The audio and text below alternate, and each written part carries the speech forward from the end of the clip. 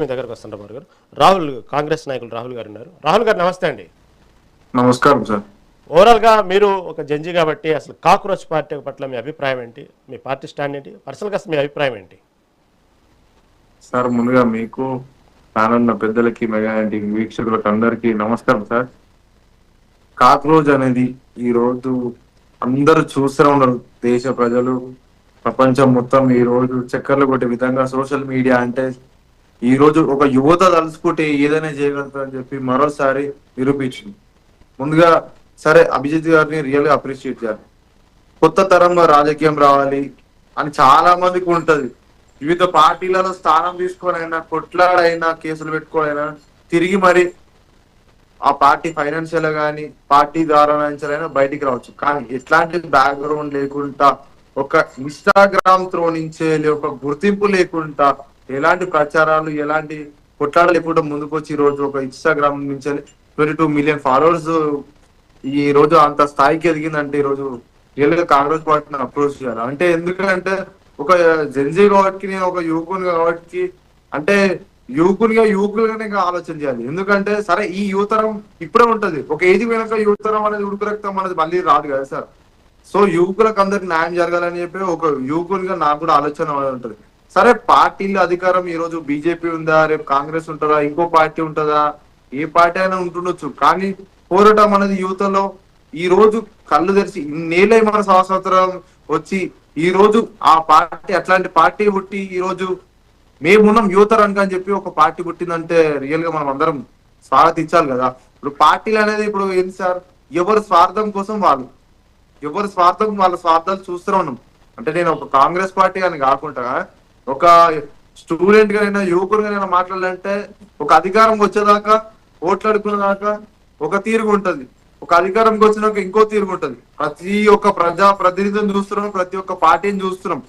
ఈ రోజు కాక్రోజ్ అనేది ఒక స్టాండ్, ఒక అభిజిత్ అని ఏ నినాదంతో తీసుకొని ఈ రోజు అభిజిత్ కి వేలాది లక్షలాది సైన్యం కట్టి ఈ రోజు ప్రతి ఒక్క రాష్ట్రంలో వాకుతుంటే, ఎక్కడో ఉన్న ఫారెన్ నుంచి ఆయన క్రియేట్ చేసిన అకౌంట్ ఈ రోజు ఇక్కడ దాకా గత 2 రోజుల కింద హైదరాబాద్ లో కూడా ప్రొటెక్ట్ చేస్తారంటే ఆశ్చర్యం గురి చేసింది.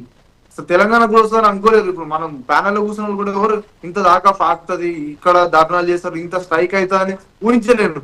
సో రోజుకి ఇంత పార్టీ అభివృద్ధి అవుతుంది. సరే, అభివృద్ధి ఎవరి పోరాటం వారిని మేము స్వార్థిస్తూ అయ్యో ఈ రోజు అందరూ భారతదేశంకి ఎక్కువ స్వేచ్ఛ ఉంటుందని తెలుసు. ఆ స్వేచ్ఛలో ఎవరినైనా రానివచ్చు, ఎవరైనా పోనీయచ్చు అని ఉంటారు. మన అందరికి తెలిసిందే. స్వతంత్రం రాకముందు నుంచి మన భారతదేశం ఎంత ప్రేమికులమో ప్రపంచ దేశాలు అన్ని చూస్తుంటది. మనం ఆ స్ఫూర్తితో ఈ రోజు పుట్టింది.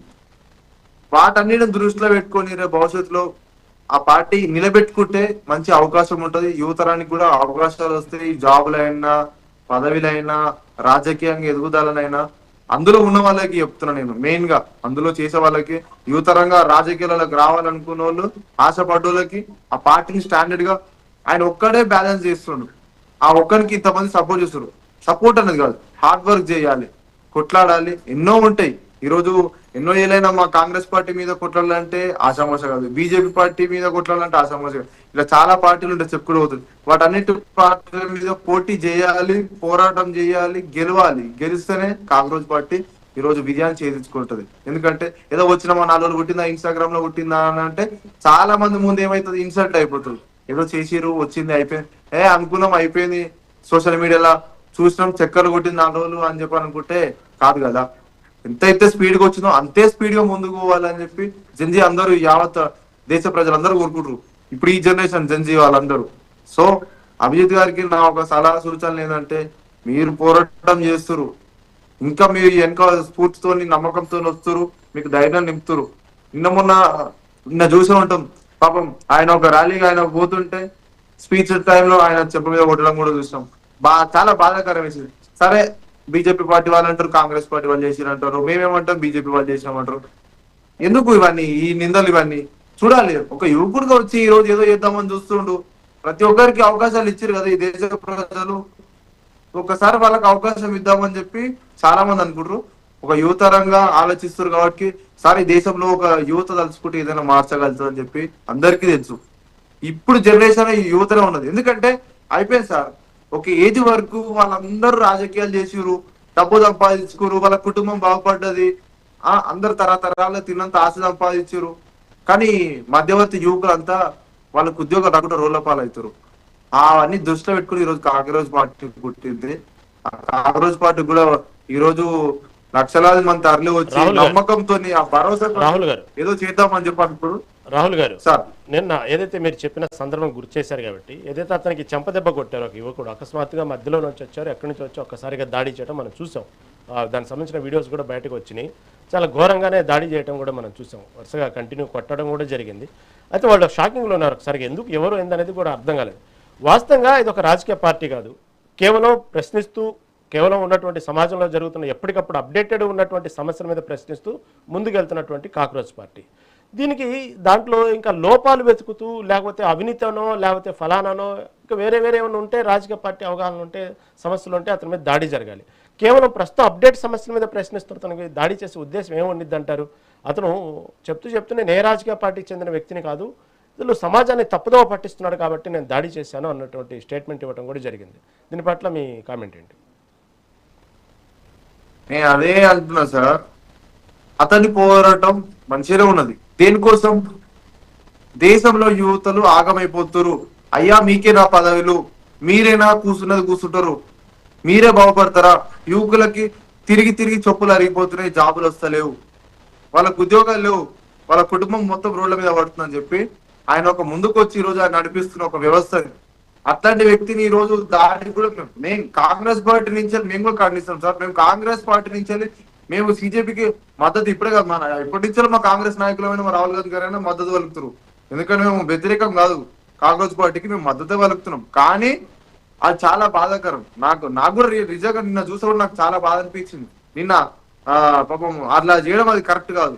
మీరు అన్నట్టు దాన్ని ఎవరు ఒప్పుకోరు. కానీ నిన్న మీరు చూసే ఉంటారు, నిన్న మొన్న మన హైదరాబాద్ వచ్చినప్పుడు కూడా స్పీచ్లు కూడా చాలా మంది యువతలు అందరూ మాట్లాడుతారు. వాళ్ళు పోరాటం చేసేది మోడీ గారి మీద, బీజేపీ ప్రభుత్వం మీద అందరికీ తెలుసు. చేసేది వాళ్ళకు కూడా తెలుసు, బీజేపీ వాళ్ళకి తెలుసు, సిజేపీ వాళ్ళకు కూడా తెలుసు. ఆ పోరాటంలో కూడా నిన్న ఎప్పుడు బీజేపీ నాయకులు జై శ్రీరామ్ అనుకునే ఫస్ట్ మొదలు పెడతారు కదా స్పీచ్. ఈ రోజు కాంగ్రెస్ జనతా పార్టీ కూడా ఎక్కడో పుట్టిన పార్టీ కాదు, ఈ రోజు హైదరాబాద్కి వచ్చి జై శ్రీరామ్ అని చెప్పంటారు.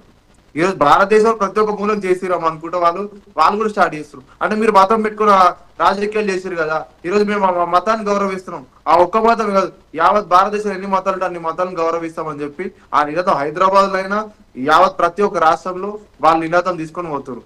రియల్గా దీన్ని చాలా ఆశ్చర్యానికి గురి చేసింది సార్ ఎవరికైనా. ఎందుకంటే వీళ్ళు ఒక మతాన్ని అడ్డం పెట్టుకుని ఓట్లాడుకోరు, కానీ అట్లా కాదని చెప్పి బీజేపీ మీద పోరాటం చేసుకుంటూ ముందుకు పోతారు.